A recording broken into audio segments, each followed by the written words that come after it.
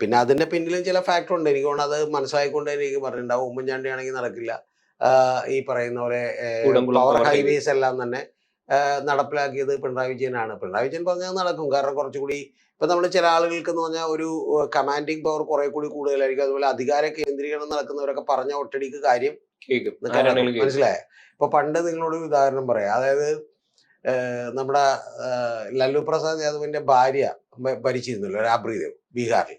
ഈ ബീഹാറിൽ ഭരിക്കുമ്പോൾ അവിടെ കാണുന്ന സാധു യാദവ് എന്ന് പറഞ്ഞ ഇവരുടെ അനിയനുണ്ട്.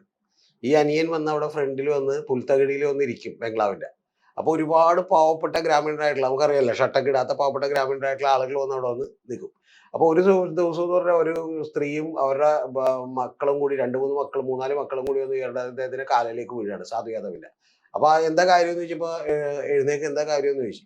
അപ്പൊ ആ സഹായികളൊക്കെ പിടിച്ച് എഴുന്നേപ്പിച്ചു. അപ്പൊ എന്താ കാര്യം എന്ന് വെച്ചാൽ പറഞ്ഞു, എന്റെ ഭർത്താവിനെ ഇന്നലെ രാത്രി വന്ന് പോലീസ് പിടിച്ചിട്ട് പോയേക്കാണ്. എന്തോ മദ്യപിച്ചിട്ടോ എന്തോ ചെറിയ ബഹളം ഉണ്ടാക്കിയിട്ട് പിടിച്ചിട്ട് പോയേക്കാണ്. പിടിച്ചിട്ട് പോയേക്കുമ്പോ എന്ന് പറഞ്ഞിട്ടുണ്ടെങ്കിൽ ഉടനെ തന്നെ ഇദ്ദേഹം മറ്റേ കൈ ഇങ്ങനെ കാണിക്കുമ്പോ തന്നെ എന്ന് പറഞ്ഞാൽ കയ്യിലേക്ക് ഫോൺ വരികയാണ്. അവിടുത്തെ SP വിളിച്ചിട്ട് അരമണിക്കൂറിന് ഇവിടെ എത്തണമെന്നുണ്ട്. SP അരമണിക്കൂർ എത്തണമെന്ന്. അരമണിക്കൂറിന് പുള്ളി എത്തി. പുള്ളി എത്തുമ്പോ ഇവര് മാറിയിക്കാണ്. ഇവര് വീണ്ടും വിളിച്ചിട്ട് ചോദിച്ച് എന്താണ് ഇവരുടെ വൈഫിന്. അപ്പൊ അതിനു മുമ്പ് ഇൻഫർമേഷൻസ് ഒക്കെ കൊടുത്തു. പുള്ളി അന്വേഷിച്ചു. പുള്ളി പറഞ്ഞു സാറേ അത് FIR ആയി പോയിരുന്നു. സാറേ അത് FIR ആയി പോയിരുന്നു. അപ്പൊ ഈ പുള്ളിക്ക് സാധു യാദവിനൊന്നും യാതൊരു വിവരവും ബോധവും ഇല്ല. FIR എന്താണെന്ന് പുള്ളിക്ക് അറിയില്ല. പുള്ളിയെ സംബന്ധിച്ച് അധികാരം മാത്രമേ കയ്യിലുള്ളൂ. അപ്പൊ പുള്ളി ഒറ്റടിക്ക് പറയുന്ന ഒരു വാചകമുണ്ട്, FIR എന്ന് പറഞ്ഞാൽ എന്താണെന്ന് ചോദിച്ചു. അപ്പൊ അത് മറ്റേ ഇങ്ങനെ രേഖപ്പെടുത്തി പോയി, എഴുതി പോയി. അതൊക്കെ കീറിക്കളഞ്ഞേക്ക്. എന്നിട്ട് 1 മണിക്കൂറിന് ഇവരെ കൊണ്ട് വീട്ടിലാക്കിയിട്ട് എന്നെ വിളിച്ച് പറയണോ. ഇങ്ങനെയുള്ള ഒരു ഭരണാധികാരി ഇരുന്നുള്ള ഗുണമെന്നാന്ന് അറിയാമോ?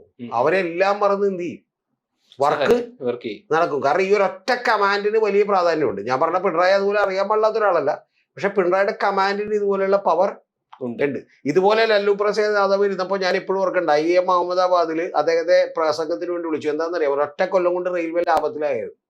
അപ്പൊ ഞാൻ പറഞ്ഞത് ഇതുപോലെയുള്ള ആളുകളോ അല്ലെങ്കിൽ ഇപ്പൊ ഹിറ്റ്ലറെ പോലെയുള്ള ആളുകളോ ഒക്കെ ഭരിച്ചിട്ടുണ്ടെങ്കിൽ പെട്ടെന്ന് കാര്യങ്ങൾ നടക്കും. അത് ഞാൻ പറയുന്നത് പിണറായി അങ്ങനെ ഹിറ്റ്ലറാണെന്നുള്ളതല്ല. പക്ഷെ പിണറായിയും അല്ലെങ്കിൽ CPM നേതാക്കന്മാർ ഭരിക്കുമ്പോൾ അങ്ങനെ ഒരു യൂണിറ്റി ഓഫ് കമാൻഡ് ഉണ്ട്. കാരണം അവർ നയപരമായി തീരുമാനിച്ചിട്ടായിരിക്കും വരിക. പിന്നെ അതിനകത്ത് വേറെ തർക്കങ്ങളൊന്നും ഉണ്ടാവാനുള്ള സാധ്യത ഇല്ല. ആ സമയം കോൺഗ്രസ് ഒന്നും അങ്ങനെയല്ല. അത്യന്തം ലൂസായിട്ടുള്ള ഒരു സംവിധാനം ആയിരിക്കും. മനസ്സിലായി. അപ്പൊ അതുകൊണ്ടുള്ള ഗുണങ്ങളൊക്കെ ഉണ്ട്. അപ്പൊ ഇതില് ഏറ്റവും പ്രധാനപ്പെട്ട കാര്യം എന്താ വെച്ചിട്ടുണ്ടെങ്കിൽ ഇപ്പൊ നമ്മുടെ ഈ പറയുന്ന B അശോക് അടക്കമുള്ള ആളുകളൊക്കെ തന്നെ ഇദ്ദേഹത്തെ വിമർശിക്കുമ്പോൾ ആ പറഞ്ഞ കാര്യങ്ങളൊക്കെ ശരിയായിരുന്നു എന്ന് വിചാരിക്കണം. നല്ല കാര്യങ്ങളൊക്കെ പറഞ്ഞു. ഇപ്പൊ വിമർശിക്കാൻ ഈ പ്രശ്നം ഇന്ന് തുടങ്ങിയതല്ല അർജുൻ അറിയേണ്ടത്. ഈ പ്രശ്നം തുടങ്ങിയിട്ടുള്ളത് ഏതാണ്ട് 1.5 കൊല്ലമായി.